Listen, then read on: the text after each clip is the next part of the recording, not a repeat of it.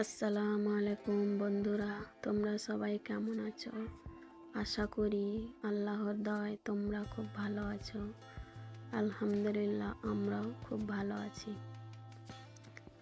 আজকে তোমাদের সামনে একটা খুব সহজ কম উপকরণে আন্দাসার রেসিপি বানিয়ে দেখাবো। আমরা আন্দাসা বলে থাকি। এখানে চালের আটা নিয়ে নিয়েছি, তার সঙ্গে সামান্য লবণ মিশিয়ে দিয়েছি। দিয়ে উষ্ণ গরম জল দিয়ে আস্তে আস্তে ডোটাকে গোটা করে নেব। দিয়ে হাত দিয়ে গোটা করে নিয়ে ভালোভাবে কিছুক্ষণ ধরে গোটা করব। তারপর এই তো আমি জল দিয়ে দিচ্ছি, দিয়ে ভালোভাবে আটাটাকে হাত দিয়ে সেনে নিয়ে গোটা করে নিব কিছুক্ষণ ধরে, প্রায় 1 ঘন্টা মতো। শুধু আটা তো, ময়দা আর সুজি মিশানো যদি থাকে তাহলে ওই আটাকে কম সানতে হয়, কিন্তু শুধুমাত্র আটা চালের গুঁড়ো, তখন আমি আরও বেশ কিছুক্ষণ ধরে সেনে নেব। আর শুধু চালের আটা বেশিক্ষণ ধরে সানতে হয়, না হলে ভালো হবে না।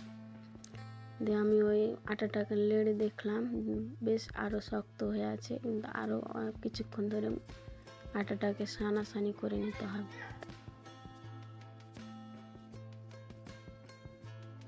এইভাবে সেনে নিব। শুনতে শুনতে এক পর্যায়ে এসে দেখব কতটা নরম হয়েছে। তারপর চিনি মিশিয়ে দেব। এই তো আমি পরিমাণ মতো চিনি মিশিয়ে দিলাম। তোমরা যেভাবে খাবে, মিষ্টি খেলে আরও মিষ্টি দিতে পারো। আমরা এই পরিমাণে খাই, হালকা মিষ্টি যাতে হয়, আর আমি চিনি দিব না। এই পর্যায়ে শেষ। এখন আমি ডোটাকে ভালোভাবে আর একটু নাড়াচাড়া করে নেব। তারপরে জল মিশিয়ে ডোটাকে গোটা করে নেব। জল দিয়ে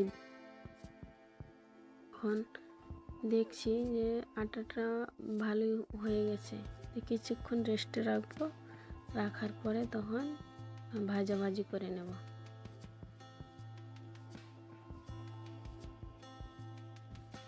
যত বেশিক্ষণ নাড়াচাড়া করবে তত ফুলকো ফুলকো হবে, ভালো হবে। এই আন্দাসার আটাতে আমরা কিশমিশ, কাজু, বাদাম, নারকেল সব মিশিয়ে থাকি, কিন্তু আজকে কোনো কিছু নেই। খুব সহজে, খুব ঝটপট তাড়াতাড়ি কীভাবে বানানো হয় সেটাই আমি তোমাদের সঙ্গে তুলে ধরছি। আর কারণ আমার ছেলে ওই সব মিশিয়ে খাবে না, আর আমার ছেলে বায়না করেছে আন্দাসা খাবে।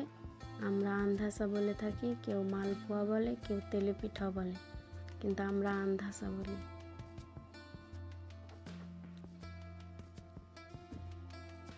তো আমার আন্দাসা বানানো হয়ে গেছে, একদম শেষ পর্যায়ে বানানো হয়ে গেলে তারপর তো খাওয়ার জন্য রেডি।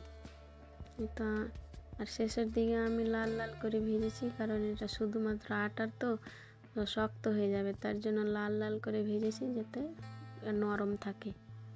একটু পরে কিছুক্ষণ পরে আমার হাজবেন্ড আসবে, দেরি হবে, তো তার জন্য তাকে খেতে দেব, তো শক্ত হয়ে যাবে।